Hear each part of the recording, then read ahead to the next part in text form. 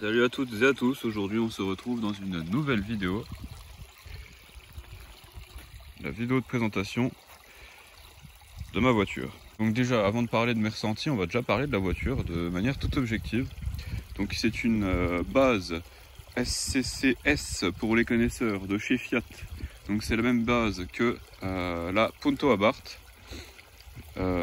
Si on va dans les mêmes motorisations. Sinon, avec une motorisation différente, on a la Corsa OPC. Je crois que c'est la Corsa D. J'ai pas envie de dire de conneries. Je sais plus si c'est la D ou la E. J'ai pas envie de dire de conneries. Je suis pas pro Corsa, mais j'aime bien les Corsa aussi. C'est des super bagnoles. Voilà. Quelques problèmes malheureusement, mais ça reste des super voitures. Voilà.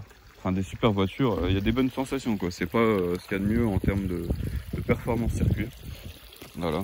Donc je me suis garé dans un endroit assez atypique. Comme vous pouvez le voir, on est carrément dans un ruisseau. Enfin un ruisseau, oui. Ça ruisselle, c'est vachement sympa. Alors pour la configuration de la voiture, alors c'est un noir Etna avec un pack sport. Donc le pack sport c'est quoi? Ça n'inclut pas le moteur. Le pack sport là-haut, ici c'est esthétique. Donc vous avez les roues qui sont en 17, donc les roues italiennes typiques d'Alfa, avec le design qu'il y a sur l'Alfa Romeo 8C, voilà, sur ces jantes là. Après il y a plusieurs versions différentes sur la 8C qui sont sorties, donc il y a celle-ci. Ce que je voulais dire aussi, c'est il y a donc l'aileron, voilà, sur le pack sport, tout simplement. Donc les finitions chrome au niveau de la poignée, j'aime bien. Le rétro, pareil, enfin les rétros. Et attendez, parce qu'ici il y a un peu beaucoup d'eau, je vais avoir les pieds trempés. Au niveau du feu avant, ici on est sur un feu, enfin le contour en couleur aluminium, pas en aluminium poli, en aluminium simple. À l'arrière c'est pareil. Aluminium dépoli, je crois qu'on dit ça comme ça. Voilà. Donc voiture avec une configuration assez normale, on va dire, mais que j'aime. Je voulais absolument cette configuration. Donc là, vous voyez vraiment, c'est dégueulasse. J'aurais peut-être dû bien la nettoyer, mais on voit donc le noir Etna, c'est un noir charbon avec des paillettes rouges, comme on peut le voir ici. Donc c'est super sympa, en vrai ça donne vraiment bien. Par contre les traces de gouttes d'eau, je lave toujours ma voiture chez moi et là je l'ai lavé au Karcher tout simplement, et c'est vraiment c'est de la merde, hein, on va se le dire. Regardez les gouttes, et j'ai mis le truc anti-trace et tout, hein, franchement de la grosse daube.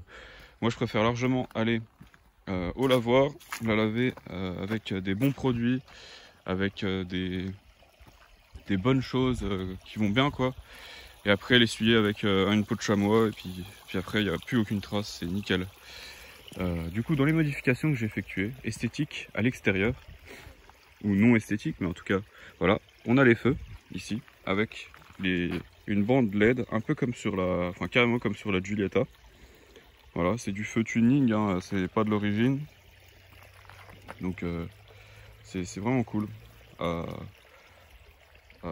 voir comme ça, j'aime bien. La nuit ça donne super bien. Je les ai teintés il y a une semaine.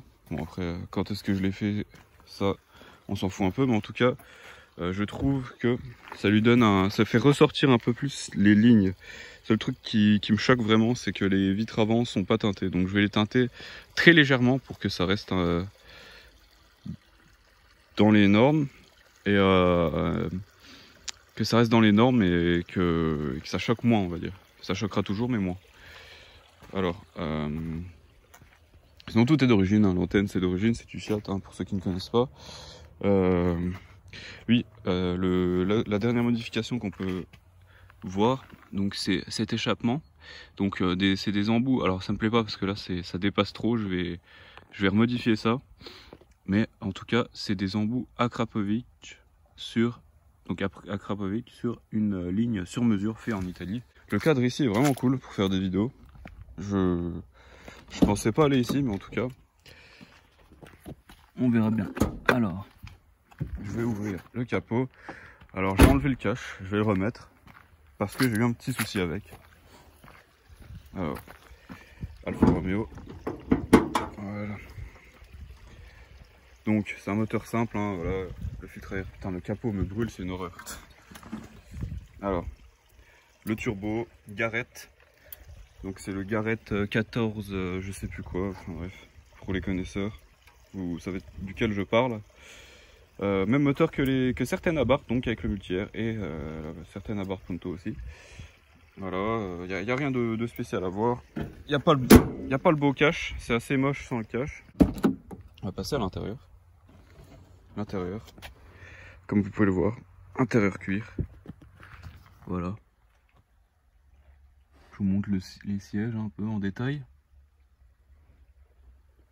Un écusson Alfa Romeo. Voilà, donc ça c'est pas d'origine. De base j'ai des sièges tissus. Voilà. Et je vais vous montrer l'arrière. Je les dehors parce qu'au début je voulais. D'ailleurs je vais ranger ça. Hop. Je vais faire ça tout de suite. C'est pas le bon moment mais bon. Voilà.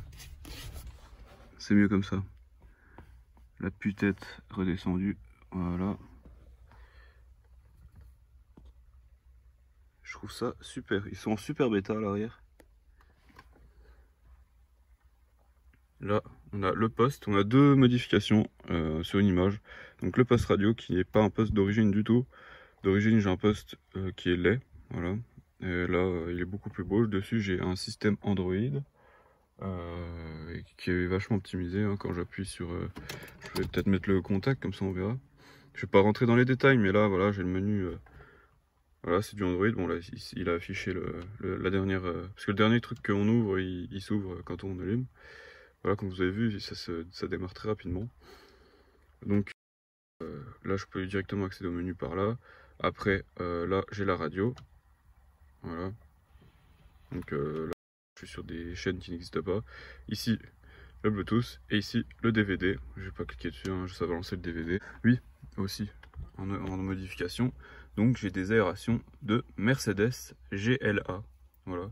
Pourquoi GLA? Parce qu'ici, il y a des petits pointillés. Et je trouve ça très sympa. Il y en a qui diront que ça ira pas avec le style, mais si vous regardez bien l'Alfa Romeo Mito GTA, qui était en exposition, qui n'est jamais sorti malheureusement, elle a des aérations qui, voilà, quand ils sont ouvertes, ça ressemble plus à un truc comme ça. Mais vous pouvez regarder et c'est vraiment le même style avec un trait au milieu comme ça. C'est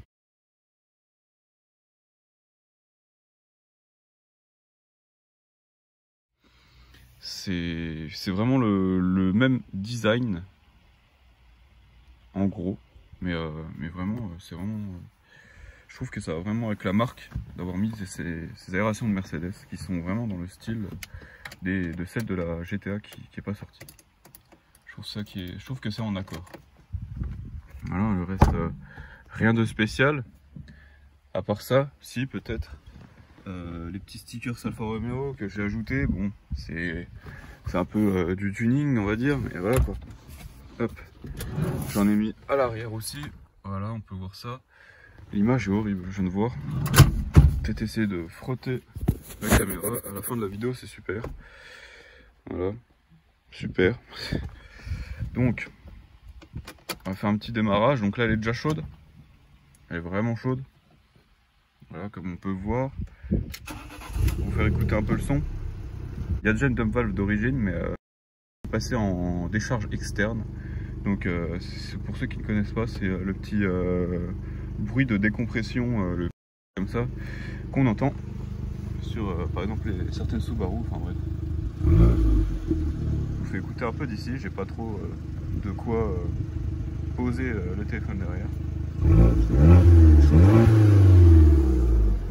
Voilà, c'est plutôt sympa. Aussi sur ce modèle, j'ai oublié de le dire, il y a un mode DNA, donc dynamique, normal, et pour tous les terrains. Donc all weather, c'est-à-dire les terrains du style un peu gravier ou neige ou pluie, voilà quoi. Mais pas, c'est pas un 4x4 non plus, hein. C'est juste que ça bride le moteur, ça rend la direction différente, c'est plus... Voilà. Le mode dynamique, ça rend la direction plus dure, l'accélération plus... Là je frôle. fait même pas 1/8 de pédale, ça monte. Donc là vous pouvez entendre le bruit que je vous parlais de la dump valve qui est passée en externe. Et l'arrière.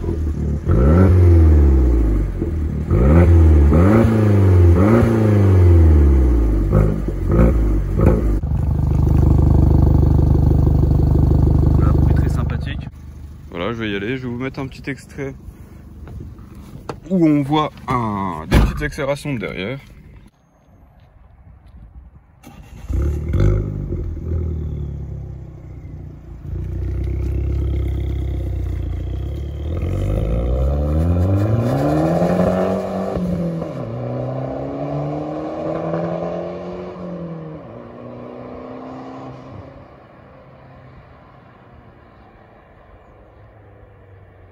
Bon, en tout cas, c'est tout pour ma toute première vidéo. Et puis, à la prochaine. Hein.